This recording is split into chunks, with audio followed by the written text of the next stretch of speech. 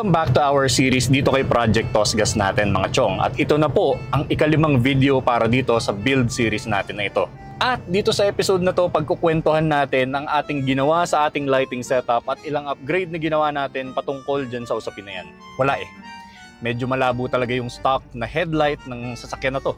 Tandaan na eh. Kailangan ko talaga ng solusyon dyan. Lalo't kapag umuwi ako sa amin sa Silang. Madilim ang mga kalye at mahirap na. Baka mabulaga tayo ng disgrasya. Siyempre pa, kakambal ng usapang yan ay ang mga upgrade at ang ating pagdadagdag ng mga ilaw para dito kay Project Tosgas.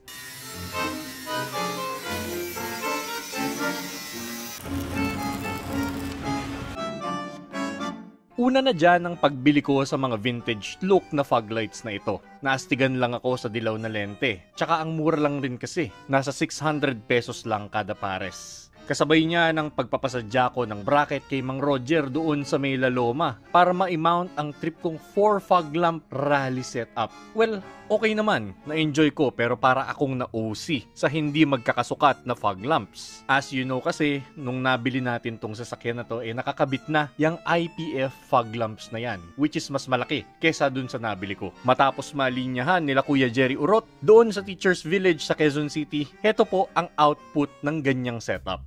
So sa video clip na ito, nakikita nyo yung stock natin na headlight. Ganito naman po ang view from the driver's seat kapag binuksan natin yung maliit natin na dilaw na fog lamp. And finally, ito naman po kapag sinama na natin yung ating CB fog lamps, yung mas malaki.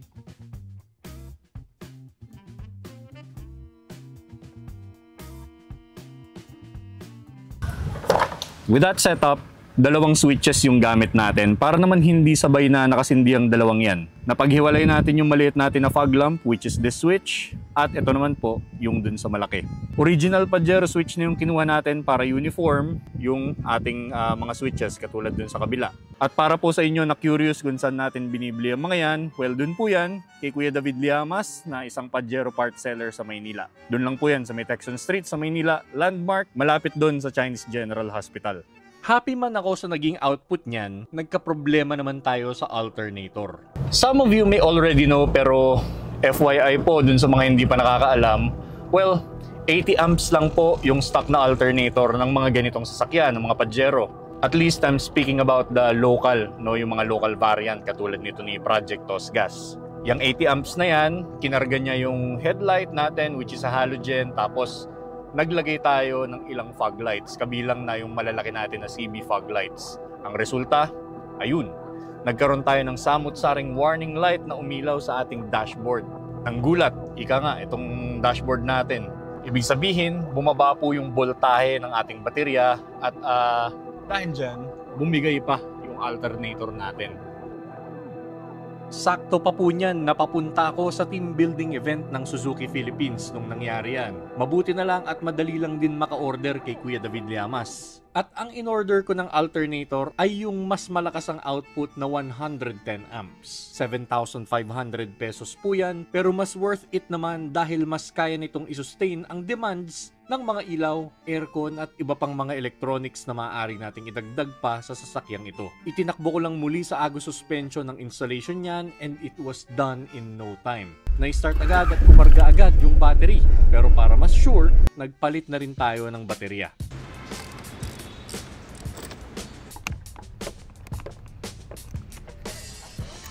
Thanks to our friends from Tuflong Batteries, they've sent this.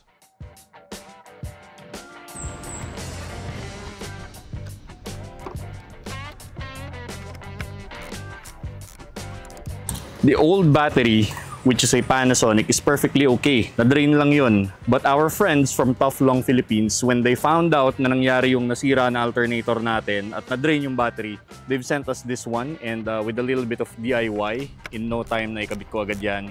Tuflong, for those of you who are not familiar, is a Japanese brand.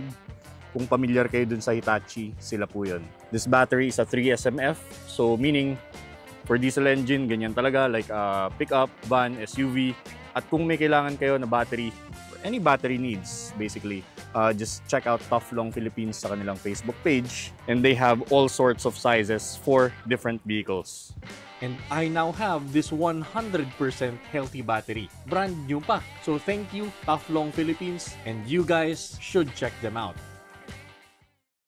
Soon after the battery issue, nakakita ako ng deal sa mas magandang steel bumper, which will not only enhance the Australian overland look na gusto ko, napakaganda pa ng discount deal na nakuha natin mula sa Kurin Off-Road.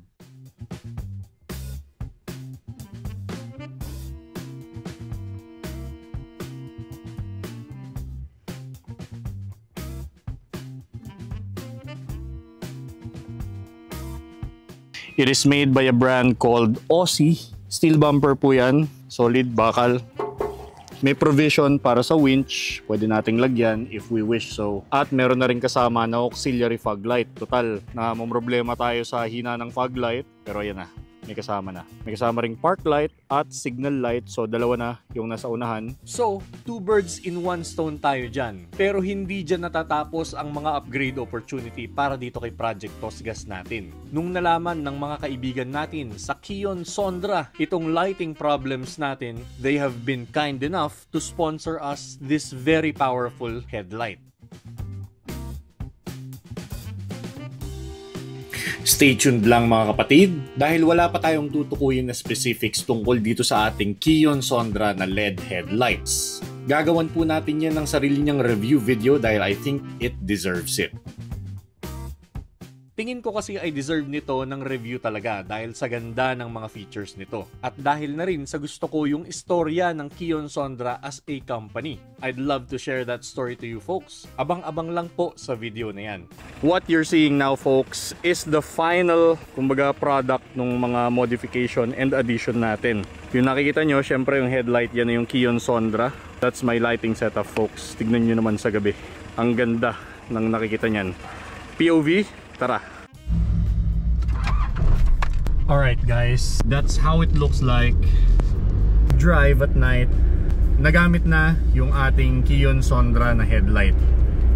Ito naman kapag tinulungan natin nung fog light na nakakabit dun sa ating steel bumper, sa ating Aussie bumper, at ito kapag yung IPF lang. Sabog yung binibigay na ilaw nung nandun sa fog light natin sa bumper, at ito mas may direksyon. Hindi ko pa napapagana yung kanyang high beam, pero meron po yung function. Soon pagaganahin natin. Ito naman po kapag sabay yung dalawa, mas maliwanag, mas kita natin. Kung mapapansin nyo, mas madilaw yung screen. But I don't recommend using that na sabay kung nandito kayo sa syudad nagmamaneho. Yan. Yung headlight lang tsaka yung maliit na fog light, pwede na. With that, all bases covered na ako sa lighting and power solution na kailangan ko para dito kay Project Tosgas. I can drive at night na sure akong makikita ko ng maayos ang dinaraanan ko. Mas safe. Bonus na lang talaga yung looks and function nitong steel bumper natin.